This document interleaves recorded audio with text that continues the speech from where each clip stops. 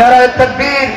মুফতি আমির হামজার আগমন তেতুলিয়ার পক্ষ থেকে শুভেচ্ছা। যারা মুসলমানের উপরে জুলুম করে তারা আমার মামলার আসামি, তাদের বিরুদ্ধে আমি অভিযোগ দেব। শুধুমাত্র মানুষের নাম দিয়ে আল্লাহ জানিয়েছেন পৃথিবীতে যে কোনো ধর্মের অনুসারী হতে পারে ও মানুষ কিনা দেখবে। মানুষ হয়ে যারা মানুষের উপরে অত্যাচার করে জুলুম করে এরা ফাইনাল কথা, এরা কিন্তু হামজার মামলার আসামি না, এরা আল্লাহর মামলার আসামি।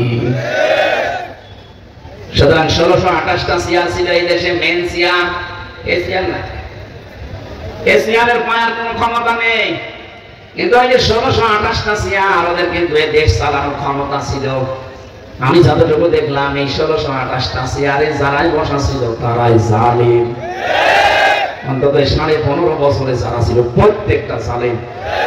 আর জালিম যারা এরা মামলার আসামি কার? আরো জোরে বলেন। মুসা নবীর প্রতি ওই জামানায় আমি সূরা শুআরার তাফসীরে পড়েছি, ওই জামানায় হযরতে মুসা আলাইহিস সালামের প্রতি ঈমান আনার কারণে 7 জন জাদুকারে তাদের অঙ্গ প্রত্যঙ্গ নাবুদ কি ফেরাউন কেটে দিয়েছিল বিপরীত দিক থেকে। কিন্তু আজকের বাস্তবতা 2024 সালের 5 আগস্টের আগ পর্যন্ত আমি যা করে গেলেন 2722 জন মানুষের হাত পা অঙ্গ প্রত্যঙ্গ কেটে ফেলা অলরেডি হয়েছে। কথা বুঝতেছেন? ওই জামানায় শুধু 7 জন মানুষের হাত পা কাটার কারণে যদি ফেরাউন ঘৃণিত হয়ে যায়, ইতিহাসে তার নাম লেখা আছে। এমনকি তার লাশ পর্যন্ত আল্লাহ শক্তি দিয়ে রেখেছে, কিয়ামত পর্যন্ত মানুষের নাম শুনবে আর ঘৃণা ছড়াবে। এটা হাজার হাজার বছর আগের কথা।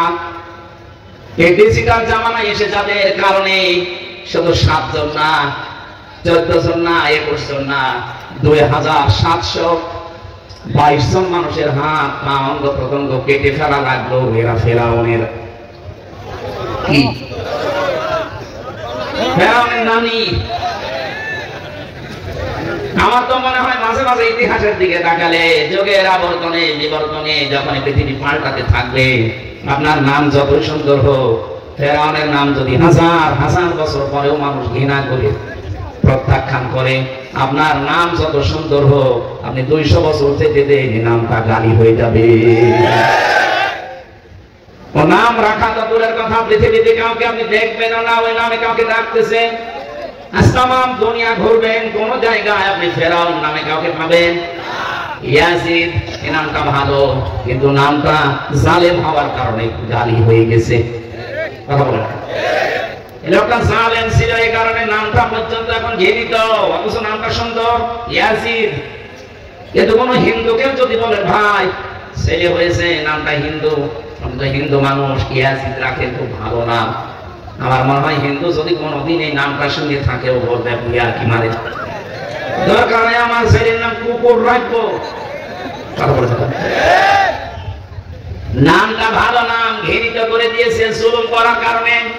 15.5 বছরে যারা জুলুম করেছেন, যারা জুলুমের সাথে জড়িত, সত্যি আপনি কয়েক বছর থেকে দেন, 100 বছরও পার হবে না, আপনার নামও এই পৃথিবীতে গালি হয়ে যাবে। কারণ যারা জালিম তাদের প্রতি আল্লাহ মানুষের ভেতরে ঘৃণা তৈরি করে দেয়। তামাম দুনিয়া এটা প্রমাণ দিয়েছে। হিটলার কি, চেঙ্গিস খান। এখন যারা দুনিয়া ঘুরবেন তার নাম হিটলার পাবেন না, চেঙ্গিস খান পাবেন না। লক্ষণ সেন 850 বছর আগে পালিয়ে গিয়েছিল, 2024 সালের 5 তারিখের আগস্টে পালিয়েছে আরেকজন। যারা পালিয়ে যারা যায় বুঝতে হবে লক্ষণ সেনের কোনো কানেকশন আছে। কথা বলে না কেন? 15.5 বছরে তো জুলুম অত্যাচার নির্যাতনের শিকারে মানুষগুলো কম হয়নি, আজ পর্যন্ত পালিয়ে গেছে আমি শুনিনি। কথা বলে না? প্রশ্ন আসতে পারে নবীজি তো পালিয়ে গিয়েছিলেন। না, বিশ্ব নবীকে আল্লাহ জানিয়েছেন ইন্নাল্লাযী ফারাদা আলাইকাল কুরআনা লারাদ্দুকা ইলা মাআদ। কোরআনের প্রতিটি শব্দের শিক্ষা আছে, তো খেয়াল করে শুনবেন। আল্লাহ পাক সূরা কাসাসের 85 নম্বর আয়াতের প্রথম অংশ এটা। তিনি জানিয়েছেন হে নবী, কোরআনের আইন মানা আপনার জন্য ফরজ। কোরআনের আইন মানা কি? যে পরিবেশে আছেন এখানে কোরআনের আইন মানার কোন ব্যবস্থা নেই, যেহেতু এখানে পা রাখার মতো জায়গা আপনার জন্য আর খালি নেই, আপনি চলে যান। কিন্তু আমি গ্যারান্টি দিলাম আপনাকে, আপনি যে কোরআন প্রচারক ছিলেন, কোরআনের প্রসার ঘটাবেন, কোরআনে কারিম কায়েমের জন্য আপনি কাজ করবেন। এজন্য রদ্দু কাইলা মাআদ, যেখান থেকে আপনাকে আমি দাঁড়িয়ে দিলাম এই জায়গাতে আবার আপনাকে আমি নিয়ে আসবো। এই আয়াত দিয়ে প্রমাণ পাওয়া যায় এটা কোরআনের প্রচারক যারা, কোরআনের প্রসার করে যারা, কোরআন শিক্ষায় যারা ব্যস্ত, কোরআন কায়েমে যারা, প্রতিষ্ঠায় যারা ব্যস্ত থাকবে, এদেরকে যদি সাময়িক চলে যাওয়ার লাগে, আল্লাহ লাম দিয়েছেন রদ্দু কাইলা মাআদ, আবার আল্লাহ পাক সম্মানের সাথে এখানে ফিরিয়ে নিয়ে আসবে। এটার বাস্তব প্রমাণ মাওলানা আবুল কালাম আজাদ পাকিস্তানে চলে গিয়েছিলেন, এখন আসতেছেন চোরের মতো না, সম্মানের সাথে বাদশাহীর মতো।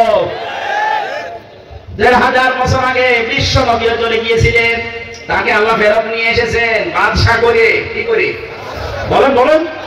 কোরআনের জন্য যারা ঘর ছাড়া, বাড়ি ছাড়া, এলাকা ছাড়া, দেশ ছাড়া, তাদেরকে আল্লাহর গ্যারান্টি নিয়ে আসবেন চোরের মতো না, সম্মান দিয়ে। পঞ্চগড় বাসী যে কথাটা বলছিলাম, এখান থেকে জুলুম করলে 7টা বিষয় সামনে চলে আসে। 1 নম্বরে সৃষ্টি জগতের ভেতরে আল্লাহ তার প্রতি ঘৃণা তৈরি করে দেয়। 2 নম্বরে তাকে হেদায়েতের মতো মহা দৌলত থেকে আল্লাহ বঞ্চিত করে দেয়। এই যে ফেরাউনের নাম বললাম, লোকটা আল্লাহর স্বীকৃতি দিয়েছে, কিন্তু ওই জামানার যিনি প্রেরিত পুরুষ, ওই জামানায় আল্লাহ যাকে নবী এবং রাসূল করে পাঠিয়েছিলেন, তার স্বীকৃতি ফেরাউন দেয়নি।